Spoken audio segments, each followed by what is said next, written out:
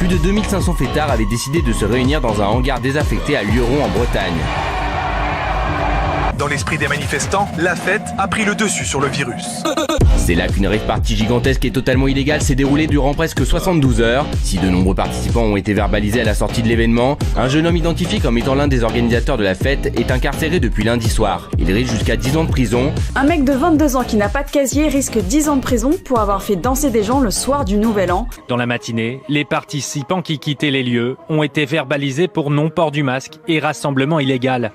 Ce samedi, le ministère de la Justice a indiqué dans un communiqué l'arrestation de 2 personnes. L'enquête judiciaire s'est concentrée sur l'identification des organisateurs de cette soirée illégale. Permettez-moi de vous corriger, c'était pas des teufeurs, mais des délinquants qui se sont réunis ce soir-là. Je rappelle que la loi de la République, c'est plus de 500 personnes, c'est illégal. 2000 verbalisations ont été mises. Il y a eu saisie de 2,5 tonnes de matériel dans des conditions où l'ordre républicain a été tenu, où les personnes et les organisateurs sont poursuivis, dont certains même ont été incarcérés. Pour autant, il ne semble pas que cette fête interdite ait occasionné de clusters ni d'augmentation du nombre de cas en région. Comme ailleurs en Europe, la jeunesse bruxelloise a soif de liberté. Mais depuis samedi, les restrictions sanitaires sont renforcées. Environ 2000 personnes, des jeunes surtout, ont répondu à un appel lancé sur les réseaux sociaux annonçant un faux festival de musique. Un événement appelé La Boum.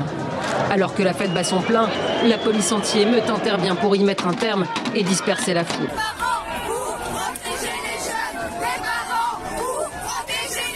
Les parents appelaient à protéger les jeunes. Et les jeunes sont là parce qu'ils sont contre une loi pandémique qui est mal écrite.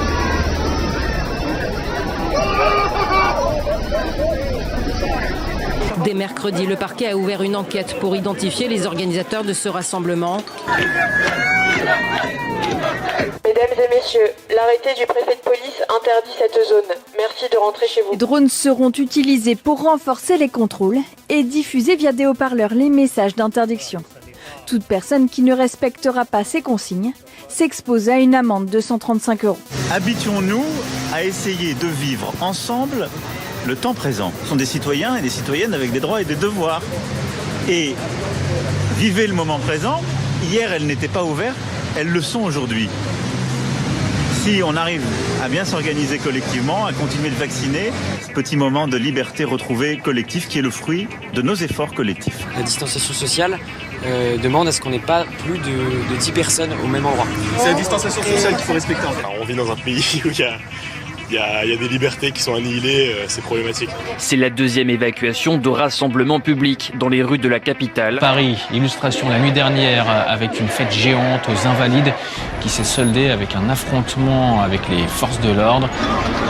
Dernière sommation, nous allons faire usage de la force, quitter immédiatement les lieux.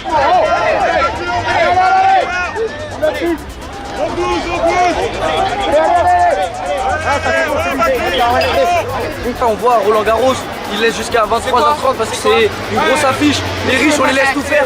Et nous les jeunes, ça fait 1 an, on fait rien. Mais on n'a rien le droit de faire. On n'a rien le droit de faire. Pour rescaper. Et là, c'est le bordel. Au bordel, parce que tu craques. On craque, ça fait 2 ans, on n'a rien le droit de faire. On baisse Macron. Vive le peuple. On baisse Macron. Opération d'évacuation de la rave party à Redon. Pendant plus de 7 heures, les affrontements sont très violents. Un jeune homme de 22 ans en t-shirt blanc sur ces images a eu la main arrachée. J'ai pris une balle entre les 2 yeux ce soir, tout à l'heure, pour de la musique. C'est de la musique quand même. Regardez, ils sont en train de détruire le matériel. Ils sont en train de détruire le matériel. Ils sont en train de taper, de casser le matériel dans les camions. C'est interdit ça. Les forces de l'ordre ont aussi procédé à la destruction de 100 000 € de matériel musical à coups de hache. Dans quel autre pays voit-on les forces de l'ordre détruire du matériel musical avec autant d'acharnement, en dehors de toute procédure et s'en réjouir sur les réseaux sociaux? L'absence de réaction du ministère de la Culture démontre une nouvelle fois le mépris vis-à-vis de cette scène et de la jeunesse. Top est donné ? On fait top. On en parle.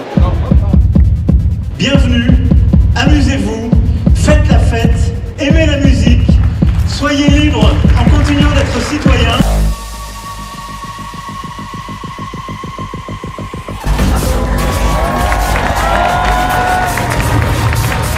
Merci beaucoup. Bonne fin de soirée, vive la musique. Et à bientôt, ici ou ailleurs. Aimez la musique, soyez libres en continuant d'être citoyens.